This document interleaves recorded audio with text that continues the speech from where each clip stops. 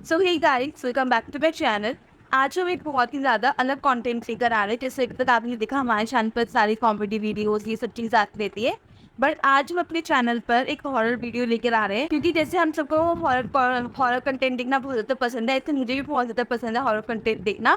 But मुझे कोई बनाने नहीं देता, ना इस पर कोई वीडियो बनाने देता है। तो इतना फोर्स करने के बाद मैं यहाँ पे मम्मी को लेकर आई थी हॉरर कंटेंट बनाने के लिए। हाँ, ये कर लो पहले। क्योंकि बस सारी स्टोरीज है, बहुत सारी चीज़ें उन्हें पता है हॉरर मतलब ऐसे भूत वगैरह के बारे में। तो मेरा मन था कि मैं इससे एक वीडियो बनाऊँ और आप सबको ये बताऊँ कि क्या क्या ऐसे रियल इंसिडेंट्स मम्मी को पता है सारे। ठीक है, तो हम बहुत सारे वीडियोस लेके आएंगे जिसमें मम्मी एक एक अपने रियल इंसिडेंट्स बताएंगी। तो शुरू करते हैं आज का इंसिडेंट। तो बात बहुत पुरानी है, 1989 की बात है। तो मैं काफ़ी छोटी थी, 10-11 साल की। हम लोग यूपी में रहते थे और मेरी बुआ जो थी वो सहारनपुर के एक पास से गाँव में गए। तो हम लोग बचपन में अपनी बुआ के घर छुट्टियों में रहने जाते थे। जैसे गर्मी की छुट्टी पड़ती थी तो हम लोग रहने जाते। तो एक बार मैं अपनी बुआ के घर रहने गई थी, मैं 10-11 साल की थी। तो वहाँ पे उनके बराबर में एक घर था। तो वो लोग जो थे रिसेंटली वहाँ पे रहने के लिए आए थे टाइम पे। तो हम रहते से 1 महीना पहले। तो हम लोग जब सारे बच्चे इकट्ठे होके, जैसे उनके बच्चे और मेरी बुआ के बच्चे और मैं, हम लोग छत पे खेला करते थे। उनकी छत काफ़ी बड़ी थी, तो हम उसमें वहाँ पे ऊपर छत पे जाके अपना उनके जो खेलते बच्चे वो खेला करते थे। उनका एक बेटा था। तो वो एक दिन हम जब छत पे खेल रहे थे, अचानक से वो गिर गया। तो छत पे गिर गया, मतलब ऐसे ऊपर से काफ़ी ऊँचाई से नहीं गिरा, छत पे ऐसे ही गिर गया खेलते-खेलते। चलो नॉर्मली बच्चे गिर जाते हैं तो वो भी गिर गया होगा, लेकिन फिर वो दोबारा गिर गया। तो ऐसे 2-3 बार वो गिरा तो हम नीचे आ गए। नीचे आके हमने खाना खाया। खाना जब हम खा रहे थे तो वो अजीब-सा बिहेव कर रहा था, खाना खाते-खाते अजीब-सा बिहेव कर रहा था। तो हमने इसपे इग्नोर किया, हमने ज़्यादा ध्यान नहीं दिया। लेकिन तभी उसकी अचानक आवाज़ सी बदल जाती है और वो खाना माँगने लगता है। कहता है मुझे खाना चाहिए, मुझे खाना चाहिए। उसके सामने खाना रखा है, फिर भी वो खाना माँग रहा है सामने से। बोल रहा है कि मेरे को खाना चाहिए, मेरे को खाना चाहिए। उसकी आवाज़ भी ना काफ़ी चेंज हो रही थी।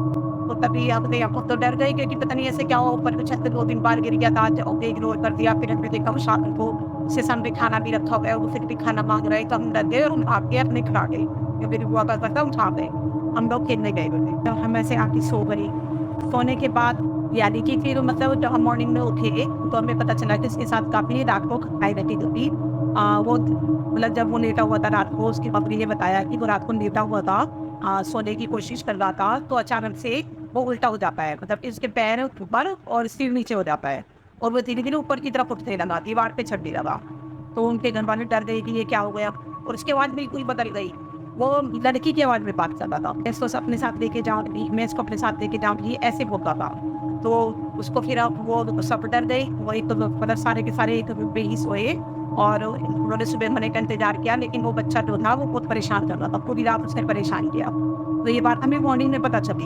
हम तो काफ़ी डर गए थे क्योंकि हम काफ़ी छोटे थे, तो हम खेत भी नहीं गए। तो मेरी बुआ जो थी वो ये सारी बातें उन्होंने ही बताई हमें। तो जब अगले दिन सुबह ही सुबह वो बच्चा जब सुबह उठे तो वो अपने बेड पे देखा, और बेड पे नहीं था, वो ऊपर छत पे चला गया और उल्टा चल चल के वो दीवार पे चढ़कर दीवार के ऊपर खड़ा हो गया। तो वो लोग इसके पीछे पीछे वहाँ पे गए, ऊपर देखा तो वो जो राकेश था वो दीवार के ऊपर खड़ा था और नीचे कूदने की कोशिश कर रहा था। तभी उन्होंने पीछे से उसको पकड़ लिया। अब वो बार बार कह रहा है नहीं मुझे जाने दो, देखिए मुझे जाने दो। अब वो लड़की फिर उसने एकदम से आवाज़ बदल दी। जब उन लोगों ने उसको कस के पकड़ लिया तो उस लड़के ने अपनी एकदम से आवाज़ बदल ली। अब वो लड़की की आवाज़ में बोलने लगा कि मैं इसको अपने साथ लेकर जाऊँगी, मैं इसको अपने साथ लेके जाऊँगी, इसी मेरे को बहुत परेशान किया है, मैं इसको अपने साथ लेके जाऊँ। वो लोग उसको नीचे ले आए, तो उनको लगा कि कुछ ना कुछ हरकत इसके साथ ज़रूर हो रही है, मतलब किसी ने इसके ऊपर आना जादू करा दिया है या कोई इसके अंदर आत्मा आ गई है। तो उनको ऐसे ही लगा क्योंकि वो आवाज़ चेंज करके बोल रहा था और लड़की की आवाज़ में बोल रहा था। और फिर वो उसको ज़बरदस्ती पकड़ के नीचे लेके आए। नीचे ले जाने के बाद उनको लगा कि हमें किसी मौलवी या पंडित को इसे दिखाना चाहिए। तो उनका एक मंदिर था वहाँ पर पड़ोस में ही, तो वो थोड़ी दूर पे ही था उनके घर से, तो उसको वहाँ पर लेके गए। वो मंदिर के अंदर नहीं जा रहा था। उसको हम मंदिर में ज़बरदस्ती ले जाना चाहा, बट वो नहीं चाह रहा था, कह रहा था कि नहीं मैं नहीं जाऊँगा, मैं मंदिर लेके आऊँगा, मैं मंदिर लेके आऊँगा। उसके बाद उन्होंने ज़बरदस्ती हाथ पैर पकड़े, उसके पापा ने और उसके चाचा ने दोनों हाथ पकड़ के उसको मंदिर के अंदर लेके गए। लेकिन वो मंदिर के अंदर उसने बहुत ही अजीब तरीका का बिहेव किया, कभी उसकी आँखें पलटने से, कभी वो ईंटा सीढ़ियों पे चढ़ने लगा। तो पंडित जो थे वहाँ पे, जो साधु थे वो पंडित थे, उन्होंने कहा कि इसके अंदर कोई आत्मा घुस गई है, किसी लड़की की आत्मा ने प्रवेश कर लिया है इसके अंदर। वो उसको उन्होंने तिलक लगाया, उसके ऊपर धागा वगैरह बांधा और उसको घर पे खींच दिया। बोला कि अब ये परेशान नहीं करेगा, आत्मा तो उसके अंदर ही थी, लेकिन उन्होंने उसको तिलक वगैरह लगा के वो थोड़ा शांत हो गया, तो वो कहीं गया, वो लगा के इसके शरीर में से आत्मा निकल चली। लेकिन वो घर पे आने के बाद भी जब थोड़ी देर तो वो शांत रहा, लेटा रहा। लेटने के बाद वहाँ पे एक पन्नी रखी हुई थी जिसमें आड़ू रखे हुए थे। उसने कहा मुझे आड़ू खाने हैं, मुझे आड़ू खाने हैं, तो उसके मम्मी ने आड़ू निकाल के उसको दे दिया। फिर भी वो बोल रहा है मेरे को आड़ू खाने हैं, मुझे आड़ू खाने हैं, और आड़ू खाता और फिर उसको फेंक देता, दूसरा आड़ू लेकर खाता और फेंक देता। सारे आलू को उसने कहा ये बेकार है, ये बेकार है, कह के सारे आलू उसने ऐसे ही फेंक दिए। और फिर एकदम से अचानक से क्या हुआ, उसका शरीर ऊपर की तरफ उठने लगा। ऊपर की तरफ उठा तो सब लोग डर गए, भाग गए। फिर उन्होंने तुरंत पंडित को भी आया, पंडित आए और उन्होंने उसको बैंड जो था उनका बैंड से चारों तरफ उसके हाथ और पैर बांध दिए। हाथ और पैर बांध के उन्होंने कहा कि इसके अंदर आत्माएं हैं, हमें इस पूरे घर को कीलित करना पड़ेगा, मतलब कीले लगवानी पड़ेगी चारों तरफ, जिससे कि ये आत्मा इसके शरीर से बाहर निकल के चली जाए। लेकिन वो लड़की की जो आत्मा थी वो काफी जिद्दी आत्मा थी, उसने कहा मैं नहीं जाऊंगी। ये जो आत्मा थी उसने कहा कि तुम, मतलब उसने पंडित जी ने पूछा कि तुम क्यों आई हो इसके शरीर पे, कैसे आई है। उसने कहा कि पड़ोस में ही हमारा घर है, जो उनके बिल्कुल पड़ोस में घर था, उसमें उसकी मम्मी जो थी वो सौतेली मम्मी थी, इस लड़की की सौतेली मम्मी थी, वो उसको बहुत मारती थी।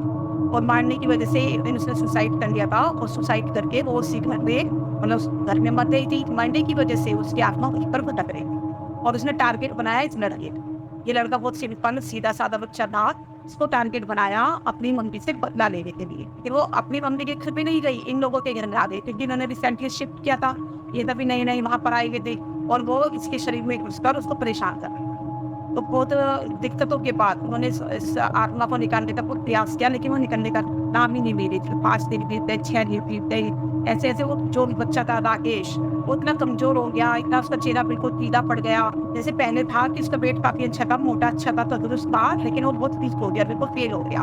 पीला उसका चेहरा, बिल्कुल नकली तेज बिल्कुल चेहरा, और धीरे धीरे वो कमजोर होता जा रहा था। उसके मम्मी पापा बड़े परेशान थे, वो सोच रहे थे कि क्या करें और क्या करें।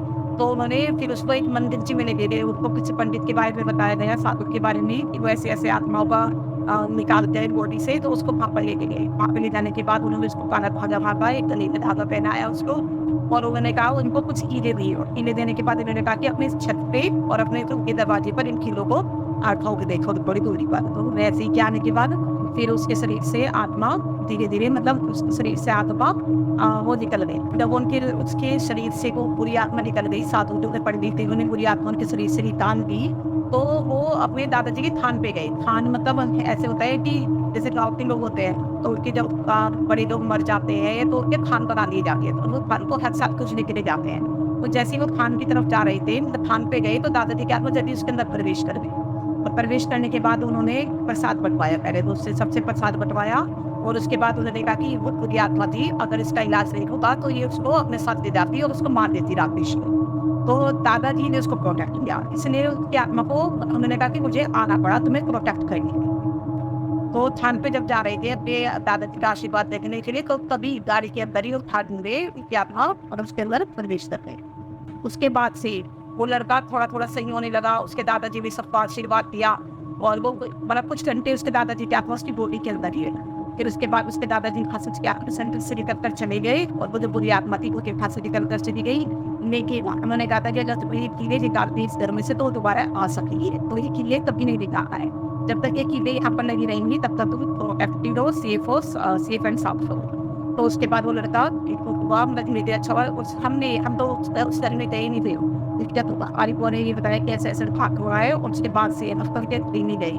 तो फिर हमें इतना डर लग रहा था, इतना मतलब डर से पहली बार मैंने ऐसा देखा था, कभी मैंने इससे पहले कभी देखा ही नहीं कि ऐसे आत्माएं भी होती है, ऐसे बॉडी में प्रवेश कर जाती है। और मेरे जो थे मतलब ऐसे मेरे अंदर से बहुत डर लग रहा था मुझे, कभी ऐसा, तब से मुझे विश्वास हुआ कि आत्माएं होती हैं।